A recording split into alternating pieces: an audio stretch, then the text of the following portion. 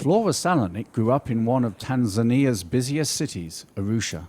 She has a university education and speaks 4 languages. These days she depends on the earth for her livelihood. Flora's life changed because she fell in love with a man from the Dorobo people. About 10 years ago, I met this man. We fell in love and got married. We met in Tana, got talking, and started dating. After they were married, her husband Lashiro brought Flora to the tiny village of Kijungu on Tanzania's South Maasai steppe. A 4-day journey on foot from Arusha, it's one of the most remote places in Tanzania. Flora's family knew that she was leaving the comforts of the city for a world without electricity or almost any modern conveniences. A world where it takes a 40-minute walk just to get water.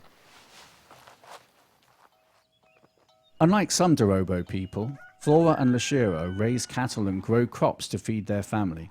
The Dorobo are one of the few hunter-gatherer societies left in East Africa.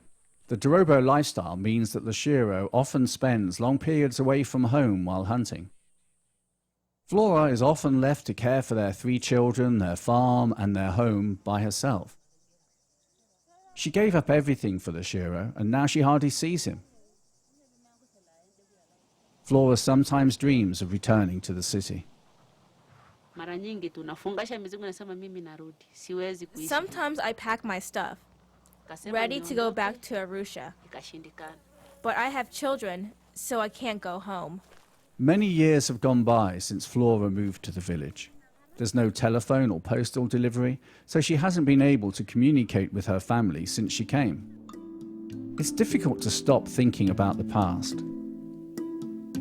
Sometimes she thinks about the way her life could have been. She also thinks about what she would have done in the city. But what can she do now?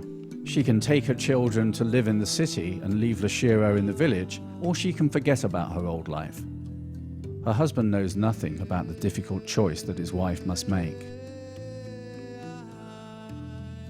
Flora feels restless and decides to visit her hometown of Arusha. She begins the 4-day walk early the next morning, but doesn't dare to look back at her children. It's painful for her to leave them, but her neighbors will take care of them while she figures out their future.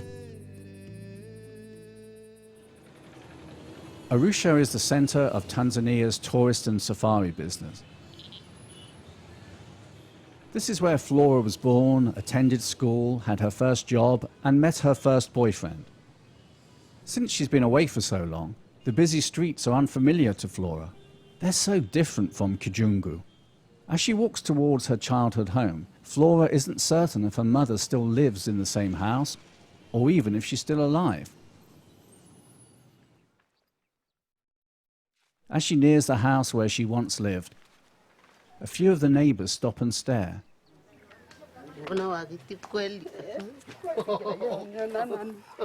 It's an emotional reunion.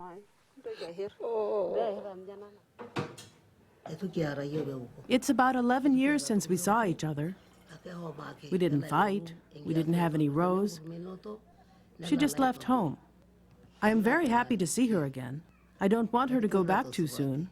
But if there is no choice, she will have to go, because she has children, and her husband is waiting for her there.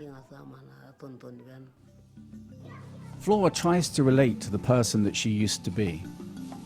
As she sits in the school that she went to as a girl, she wonders, should she bring her children to Arusha or return to her life in Kijungu?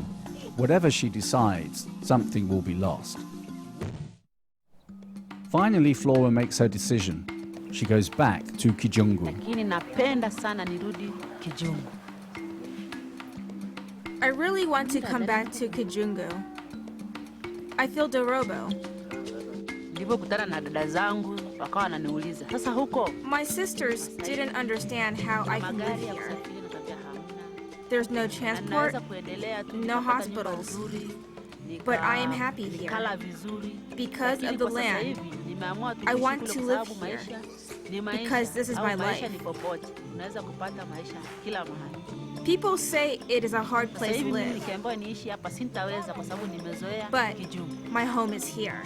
Choosing between a new family and the old is never easy. But it seems that this woman has made her choice at last.